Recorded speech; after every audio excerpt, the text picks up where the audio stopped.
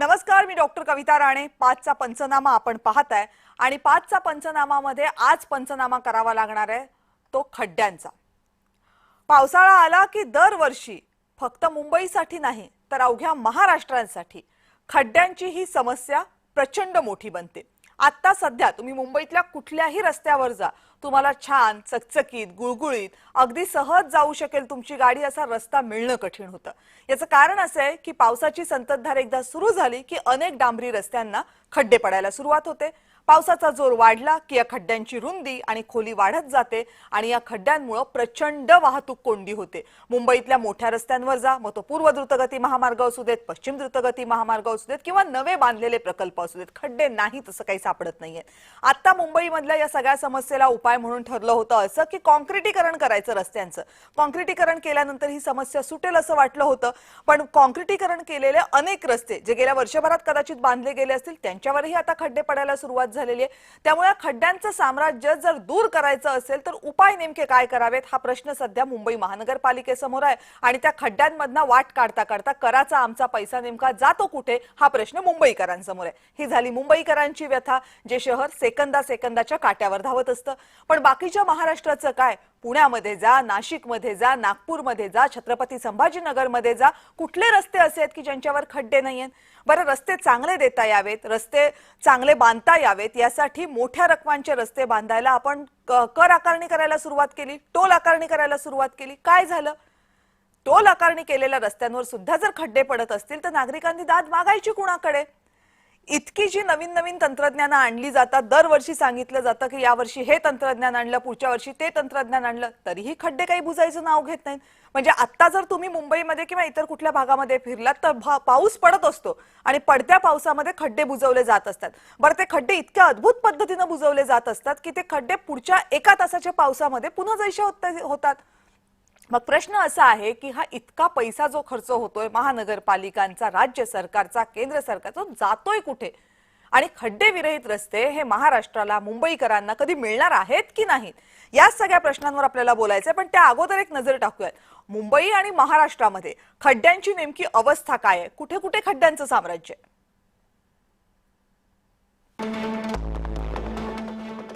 जर महाराष्ट्राचा विचार केला तर मुंबई गोवा महामार्गावर सध्या अनेक ठिकाणी खड्डे आहेत. 1.5 दशक झाले हा महामार्ग पूर्ण होऊ शकलेला नाहीये आणि गेली 15 वर्ष अनेक ठिकाणी या महामार्गांवर खड्ड्याचं साम्राज्य आहेच आहे. महामार्गच पूर्ण झालेला नाही, त्यामुळे अनेक ठिकाणी हे प्रश्न आहेत. जिथं नवा महामार्ग बांधला गेलेला आहे तिथं अनेक ठिकाणी कॉन्क्रिटीकरण केलेलं आहे. काही ठिकाणचा रस्ता चांगला आहे, पण कोलाड, नागोठणे, लोणेरे हे रायगड जिल्ह्यातले भाग, तर चिपळूण हा रत्नागिरी जिल्ह्यातला भाग, इथे प्रचंड मोठे खड्डे आहेत. वाशिष्ठी नदीच्या पुलावर रस्ता जणू शिल्लकच नाहीये. त्याचे आज व्हिज्युअल्स आलेले आहेत, ड्रोन व्हिज्युअल्स, आणि या व्हिज्युअल्समध्ये रस्ता आहे कुठे ते शोधावं लागते. डोंबिवलीमध्ये गेलात, मुंबईला लागून असलेलं एक महत्त्वाचं शहर, सर्वेश हॉल ते लोकमान्य टिळक पुतळा रस्ता अक्षरशः चाळण झालेली आहे. 6 मीटरचा हा रस्ता आहे, पण सगळीकडे फक्त आणि फक्त या रस्त्यावर खड्डेच खड्डे आहेत. पण नागरिकांनी याकडे बघितलं नाही का? तर त्यांनी बघितलं, राजकीय पक्षांनी बघितलं, पत्र लिहिली प्रशासनाला, यंत्रणांना की या रस्त्याची दुरुस्ती करा म्हणून. मग MMRDA, KDMCनं आम्ही खड्डे बुजवतो असं आश्वासन दिलं. पुढे काय झालं? पुढे काहीच झालं नाही. रस्ता जैसे थेच आहे आणि डोंबिवलीकरांचा प्रवास त्याच खड्ड्यांच्या रस्त्यांमधून होतोय. पुढे जाऊन जरा भिवंडीकडे नजर टाका. त्या भिवंडीमधल्या अनेक रस्ते गेल्या कित्येक वर्षांपासून असेच खड्डेमय आहेत. शहापूर परिसरामध्ये प्रचंड खड्डे आहेत. शहापूर आसनगाव जो मार्ग आहे, जो महत्त्वाचा मार्ग आहे, इथे 2 रेल्वे स्टेशन्स आहेत, तिथला भारंगी नदीवरचा पूल आहे, त्या पुलावर खड्डे आहेत. सांगितलं प्रशासनाला, पण कारवाई शून्य. एका संतापलेल्या युवकानं काय करावं तर निषेध म्हणून या खड्ड्यातल्या पाण्यामध्ये तोंड धुतलं आणि मग पालिकेला सांगितलं की हे बघा काय अवस्था आहे म्हणून. हा झाला उपरोधिक निषेध, पण त्याच्यानंतरही प्रशासनाला जाग काही येत नाहीये, खड्डे काही बुजत नाहीये. आता जरा महाराष्ट्रातलं पाचगणी महाबळेश्वर बघा. म्हणजे ही दोनही नावं ही आपल्याला मिनी काश्मीर म्हणून ओळखीची आहेत. तिथला पाचगणी महाबळेश्वर हा मुख्य रस्ता आहे. 18 किलोमीटरचा रस्ता आहे. हा संपूर्ण रस्ता सध्या खड्ड्यांमध्ये गेलाय. दोन्ही रस्त्यांवरील या मोठमोठ्या खड्ड्यांमुळे सगळ्या नागरिकांचा प्रवास धोकादायक झालाय। जे प्रवासी इथे येतात, जे पर्यटक इथे येतात, त्यांना या खड्ड्यांमधून वाट काढावी लागते। 6 महिन्यांपूर्वी महाबळेश्वर पर्यटन महोत्सव साजरा झाला, त्याच्यासाठी हा रस्ता बनवण्यात आला होता। करोडो रुपये खर्च झाले होते। त्याच्यानंतरचा पहिला पावसाळा आणि पहिल्याच पावसाळ्यात रस्ता खड्ड्यात, त्या सगळ्या करोडो रुपयांचं नुकसान आणि लोकांच्या नशिबी खड्ड्यांचा रस्ता। खडी आणि पावसाचं पाणी रस्त्यावर साचतंय आणि त्यामुळे परिस्थिती बिकट होते। एकतर हा घाटाचा रस्ता आहे बऱ्यापैकी आणि तिथं अशा प्रकारे पाणी रस्त्यावर, खडीमुळे रस्त्याची अवस्था वाईट होत असेल तर वाहन चालकांनी मार्ग काढावा कसा?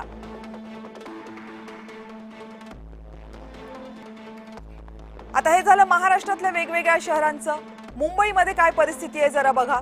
मुंबईच्या रस्त्यांवर पडणारे खड्डे बुजवण्यासाठी दरवर्षी कोट्यवधी रुपयांचा खर्च केला जातो। करोडो रुपयांची बजेट साखली जातात आणि ही बजेट खर्च केली जातात। दरवर्षी एकट्या मुंबईमधले फक्त खड्डे बुजवण्यासाठी, रस्ते बांधण्यासाठी नव्हे, फक्त खड्डे बुजवण्यासाठी जवळपास 150 कोटींचा खर्च येतो। 2024 ला हा खर्च होता 155 कोटी। मुंबईतले खड्डे बुजवण्यासाठी 155 कोटी खर्च झाले।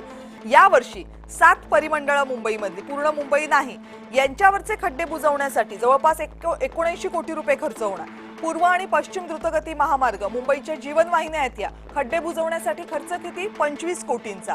पालिकेच्या रस्ते विभागाकडून म्हणे पावसाळ्याआधी खड्डे बुजवायला सुरुवात झाली होती, पण पावसाळा सुरू झाला आणि हे खड्डे मशरूम सारखे वर आले।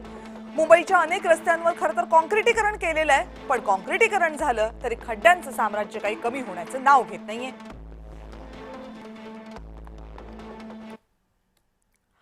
आता हे सगळे खड्डे जर महाराष्ट्रातल्या, मुंबईतल्या रस्त्यांवर असतील तर नागरिकांच्या नेमक्या प्रतिक्रिया काय आहेत? प्रतिक्रिया हा सभ्य शब्द झाला, पण नागरिकांचा संताप काय शब्दामध्ये व्यक्त होतोय तो बघा। रस्त्याने एवढे त्रास होतो की कंबरडे मोडून जातो आमच्या रिक्षावाल्यांचं।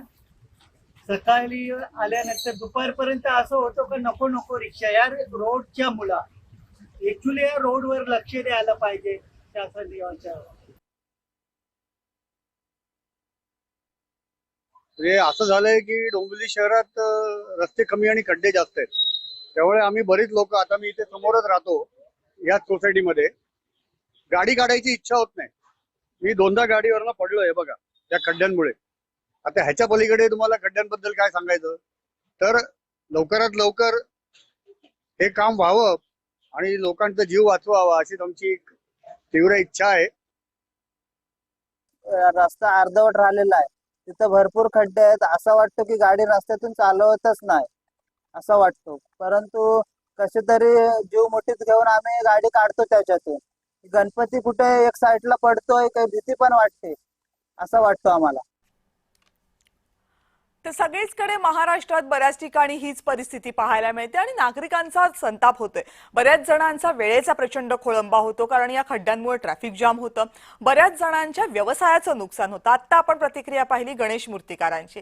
गणेशाच्या मूर्ती एका ठिकाणाहून दुसऱ्या ठिकाणी नेताना रस्त्याला जर इतके खड्डे असतील तर या मातीच्या मूर्ती न्यायच्या कशा, हा दरवर्षीचा प्रश्न आहे। पण दरवर्षी हा प्रश्न समोर येतो, उत्तर मात्र येत नाही। आणि याशिवाय प्रत्येकाचं, अगदी कुठलाही छोटा व्यवसाय असेल तर सगळ्यांना या रस्त्यावरच्या खड्ड्यांमुळे प्रचंड त्रास, वेदना सहन कराव्या लागतात। अनेक अपघात होतात। म्हणजे गेल्या काही वर्षांमध्ये याचीच आकडेवारी, एखादी बाईक खड्ड्यामध्ये अडकून पडली आणि मागून येणाऱ्या ट्रक खाली किंवा अवजड वाहनाखाली त्या बाईकवरच्या प्रवाशाचा जीव गेला। या घटना आता जणू नेहमीच्या व्हाव्यात इतक्या प्रमाणावर वाढल्यात, पण तरीही खड्ड्यांवर उपाय काही निघत नाहीये।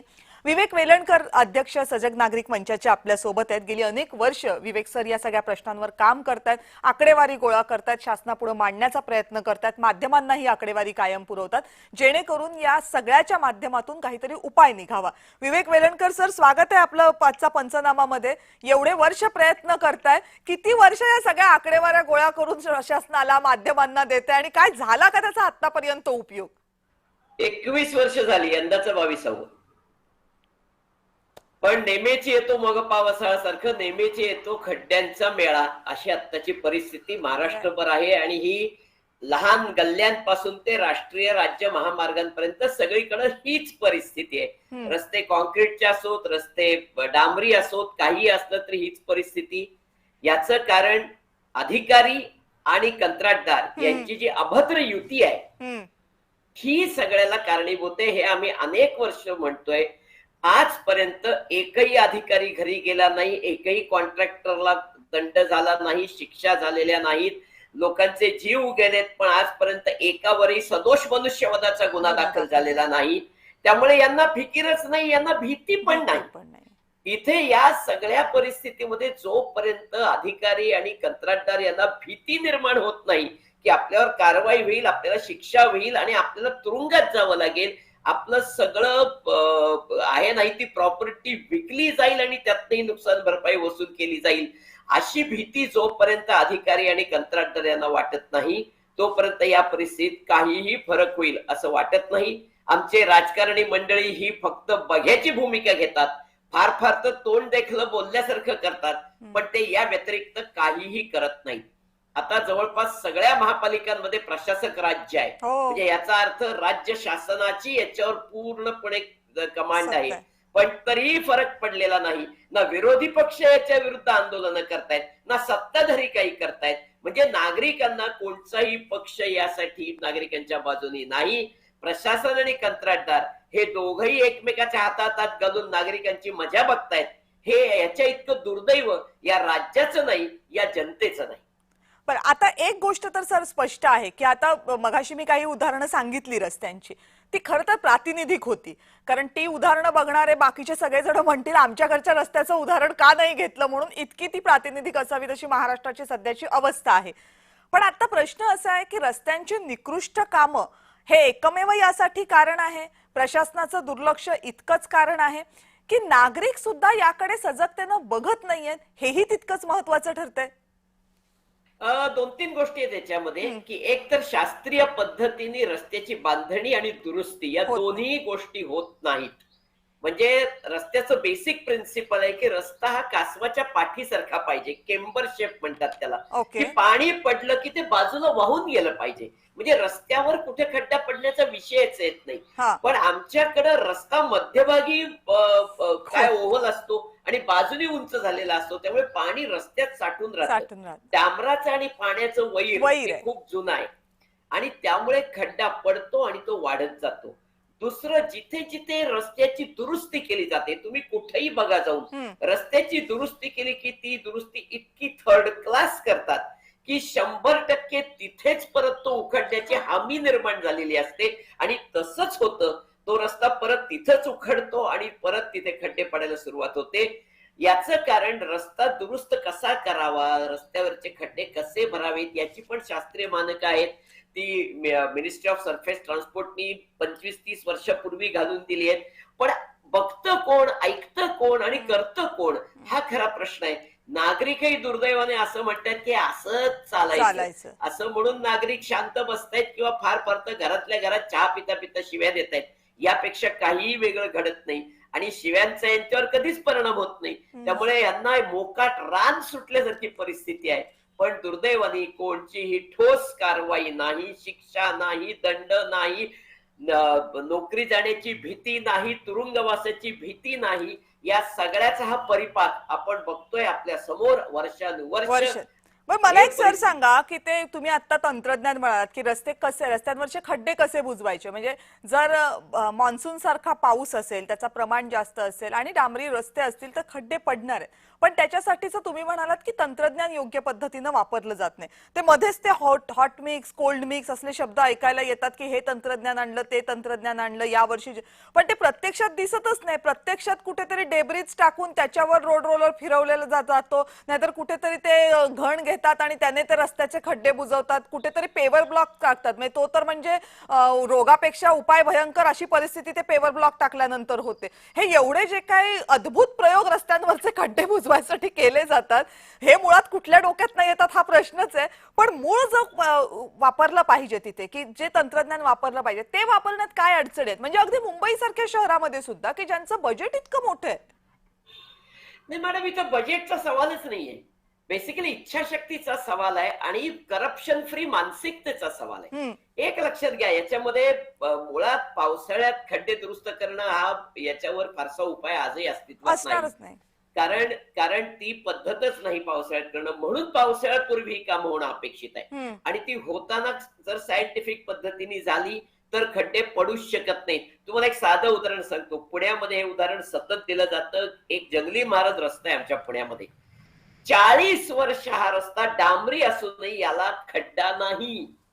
याचं कारण तो पूर्ण शास्त्रोक्त पद्धतीने बांधलाय आणि सगळ्यात महत्वाचं ज्या कंत्राटदाराने तो बांधला त्याला आमच्या पुणे महापालिकेने परत कधीही कंत्राट दिलं नाही. कारण असे रस्ते बांधणारा माणूस आम्हाला नकोच आहे आणि त्याला महाराष्ट्रातच माझ्या माहितीप्रमाणे परत कधी कंत्राट मिळालं नाही. म्हणजे तुम्ही कारण बोलत असताना मला कल्पना होती की विवेक वेलणकर सर बोलणार, पुण्यामधनं बोलणार, म्हणजे जंगली महाराजचा मुद्दा येणार, म्हणून मी आधीच व्हिज्युअल तयार ठेवले होते प्रेक्षकांसाठी. हा बघा, आता तुम्हाला जे स्क्रीनवर व्हिज्युअल्स दिसतात हे त्याच जंगली महाराज रोडवरचे व्हिज्युअल्स आहेत ज्याचा कायम सातत्यानं उल्लेख केला जातो. आणि आता सरांनी सांगितलं 40 वर्ष जर या रस्त्यावर एक खड्डा नाहीये, याचा अर्थच खड्डे पडणार नाहीत, असे रस्ते बांधता येतात. मग आता हे म्हणायचं का की जाणून बुजून हे रस्ते निकृष्ट दर्जाचे बांधले जातात जेणेकरून खड्डे पडू देत, नवी कंत्राट मिळू देत, मीटर चालू राहू देत? नाही, त्याच्यात दोन भाग आहेत. मुळात रस्ते बांधताना ते निकृष्ट दर्जाचे बांधतात याचं कारण या राज्यात मोठ्या प्रमाणात करप्शन इन्व्हॉल्ड आहे आणि त्यामुळे मग जर त्या कंत्राटदाराला पैसे द्यायची वेळ येत असेल तर तो कसं चांगलं मटेरियल वापरेल, कसं तो चांगलं काम करेल, कारण त्याचं त्या बजेटमध्ये बसलं पाहिजे ना. मग तो कुठे डांबरच कमी वापर, कुठं जर सिमेंट रस्ता असेल तर सिमेंटच कमी वापर, कमी ग्रेडचं वापर, जेणेकरून थातूर मातूर तो तात्पुरता झालेला दिसला पाहिजे. त्याच्यावर लगेच महापालिकेचे सो कॉल्ड इंजिनियर जागेवर बसून ते ओके करतात, बिलं निघतात. बिलं निघाली की नंतर कोण पाहते? अहो 5-5 वर्षाची गॅरंटी वॉरंटी क्लॉज अनेक रस्त्यांच्या कंत्राटामध्ये लिहिलेले आहेत, पण कोण पाहते? हे गॅरंटी वॉरंटी वगैरे विषयच नाही.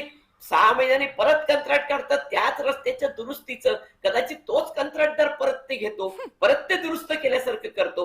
अहो हे दुष्ट चक्र आहे. हे एक विचित्र प्रकारे जी युती झालेली आहे ती जबाबदार आहे, पण ती मोडण्याचं धारिष्ट्य कुणामध्येच नाही. कुठल्याही राजकीय पक्षाची ती इच्छाशक्ती नाही किंवा त्यांची हिंमत नाही असं मी म्हणू शकेन पाहिजे तर. आणि हा पूर्णपणे राजकीय विषय आहे.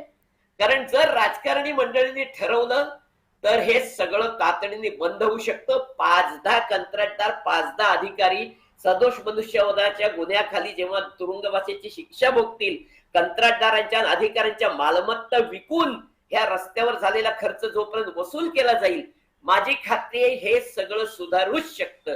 पण हे करणार कोण? हे करण्याची ज्यांच्याकडे क्षमता आहे, ज्यांच्याकडे अधिकार आहेत, ती राजकारणी मंडळी आळीमिळी गुपचिळी करून बसली आहेत. सर्वच पक्षाचे आहेत, मला कोणत्याही पक्षाला याच्यामध्ये सोडायचं नाहीये, सगळ्याच पक्षाचे आहेत. पण गंमत अशी आहे की त्यांना माहिती आहे हा निवडणुकीचा विषय होऊच शकत नाही. निवडणुकीमध्ये अनेक विषय असतात जे भावनात्मक असतात आणि आपले नागरिकही भावनेच्या भरातच मतदान करत असतात. याची इतकी खात्री पटली आहे राजकारणी मंडळींना की असे रस्ते, पाणी, वीज वगैरे असले फालतू विषयावर मतदानावर परिणाम होत नाही याची खात्री झाल्यामुळेच हे आहे. त्यामुळे शेवटी जबाबदारी ही नागरिकांवरच येते, हे कुठेतरी ठासून सांगण्याची आता गरज, अधोरेखित करण्याची गरज. पण मला एक सांगा सर, मग मुंबईमध्ये तर हा प्रयोग फार दिसतोय आणि तो काय खूप मोठ्या प्रमाणात सक्सेसफुल झालाय असंही दिसत नाहीये. आता जो प्रकार आलाय समोर तो सिमेंट कॉन्क्रीटचे रस्ते, जे डांबरी रस्त्यांपेक्षा प्रचंड महाग आहेत, त्यांच्यासाठी मोठ्या आकाराची बिलं काढावी लागतात. आता ते बांधल्यानंतर तरी प्रश्न सुटेल असं वाटत होतं, पण तिथे सुद्धा पहिल्या पावसाळ्यामध्येच खड्डे पडतायत. म्हणजे तो सिमेंट कॉन्क्रीटचा रस्ता हा खरंच उपयोगी होतोय की ते निकृष्ट पद्धतीनं करतायत म्हणून त्याच्यावर खड्डे पडतायत? नाही, सिमेंट कॉन्क्रीटच्या रस्त्याला खड्डे पडणं हे कदाचित जगातलं 8वं आश्चर्य म्हणायला पाहिजे. कारण सिमेंट कॉन्क्रीटच्या रस्त्याला खड्डे पडू नयेत हीच खरी अपेक्षा आहे. पण त्याच्यावरही जर खड्डे पडत असतील तर याचा अर्थ त्याचं बांधकाम निकृष्ट दर्जाचं झालंय, त्याच्यात सिमेंटचं प्रमाण अतिशय कमी वापरलंय, त्याचं क्युरिंग नीट झालेलं नाही. पण दुर्दैव असं आहे की हे सगळं बघणारी जी यंत्रणा आहे महापालिकेची, ते जे इंजिनियर्स आहेत, ते इंजिनियर्स आहेत की हा वेगळा विषय, पण ते जे कोण आहेत त्यांनी ह्याचं काय इन्स्पेक्शन केलं, याच्यावर त्यांनी काय कंट्रोल ठेवला, बिलं पास कशी झाली, आणि सगळ्यात महत्वाचं म्हणजे या कॉन्क्रीटच्या रस्त्यांचे 5-5, 7-7 वर्षाचे गॅरंटी वॉरंटी क्लॉज असतात. त्या गॅरंटी वॉरंटी क्लॉजचं काय झालं? त्या कंत्राटदाराला तुम्ही काय शिक्षा केली? कंत्राटदाराला ब्लॅकलिस्ट केलं का? आणि त्याला ब्लॅकलिस्ट करताना अख्ख्या महाराष्ट्रासाठी तो ब्लॅकलिस्ट झाला का? अहो हे कंत्राटदार हुशार असतात, ते नाव बदलतात. आज जॉनी फर्म असलं की उद्या रॉनी फर्म होतो त्याचा, तोच कंत्राटदार नाव बदलतो, नवीन फर्म, परत त्याला कॉन्ट्रॅक्ट दिलं जातं. पण त्या कंत्राटदाराची म्हणजे त्या फर्मचे जे ओनर्स आहेत त्यांच्या नावात सकट ब्लॅकलिस्ट करण्याची काही तरतूद होत नाही का? हे करण्याची इच्छाशक्ती आहे का? आज महाराष्ट्रात ब्लॅकलिस्ट झालेले कंत्राटदार किती आहेत याची यादी जाहीरच करावी असं माझं खुलं आव्हान आहे. पण ते तुम्ही म्हणताय तसंच ना, नुसतं ब्लॅकलिस्ट झालेल्यांची यादी जरी जाहीर झाली तरी ते जर मागच्या दारानं परत येणार असतील आणि त्यांच्यासाठी तिथं पायघड्या घातल्या जाणार असतील, म्हणजे तिथल्या अधिकाऱ्यांना किंवा तिथल्या नेत्यांना माहीत नसतं अशी तर काय शक्यताच नाहीये. ते सगळ्यांना सगळं माहीत असतं, पण तरी त्यांना पायघड्या घातल्या जातात, तरी त्यांना मागच्या दारानं आत घेतलं जातं. याचा अर्थ ही सगळी मिलीभगतच आहे. पण आता हे सगळं बोलत असताना सर, काही आकडेवारी तुमच्याकडे उपलब्ध आहे का की किती कोटी साधारण महाराष्ट्र खर्च करतोय फक्त खड्डे बुजवायला? कारण मला वाटतं महाराष्ट्राच्या बजेटचा एक सिग्निफिकंट पार्ट हा रस्ते बांधणं आणि त्यांच्यावरची दुरुस्ती करणं याच्यामध्ये खर्च होतो. आता दुर्दैव कसं आहे ना, की हे वेगवेगळ्या एजन्सीज याच्यावर हो, खर्च हो. करतात. म्हणजे जिल्हा परिषद काही खर्च हो. करतं, ग्रामपंचायत काही खर्च करतं, महानगरपालिका खर्च करतात, नगरपालिका खर्च करतात, राज्य सरकारचं पीडब्ल्यूडी विभाग खर्च करतं, MSRDC खर्च करतं, नॅशनल हायवे खर्च करतं. त्यामुळे अशी एकत्रित आकडेवारी मिळणं फारच अवघड आहे किंवा जवळपास अशक्य आहे असं म्हणायला हरकत नाही. आणि हे त्यांना नीट माहिती आहे. पण याच्यामध्ये म्हणजे मला तर सगळ्यात, तुम्ही मगाशी म्हणलं तो विषय तर भयंकर आहे, की जर टोल रोड असेल आणि त्याच्यावर हो. खड्डे असतील तर टोल तातडीने बंदच झाला पाहिजे अशी मागणी आम्ही गेली 25 वर्ष, 25 नाही तरी 20 वर्ष करतोय. पण हे होत नाही. म्हणजे आज सुप्रीम कोर्टाने परवा एक अशा प्रकारचा रस्ता जिथे लोकांना जायला 2-2 तास लागायला लागले, ते रस्त्यावरचा टोल बंद केला सुप्रीम कोर्टाने. पण हा एक रस्ता झाला. माझं म्हणणं, आता या महाराष्ट्रातले 50% तर टोल रोड बंदच करायची वेळ आली आहे. कारण टोल कशासाठी भरतो आपण? तर जलद जाता यावं आणि मुख्य म्हणजे लोकांचं इंधन वाचावं.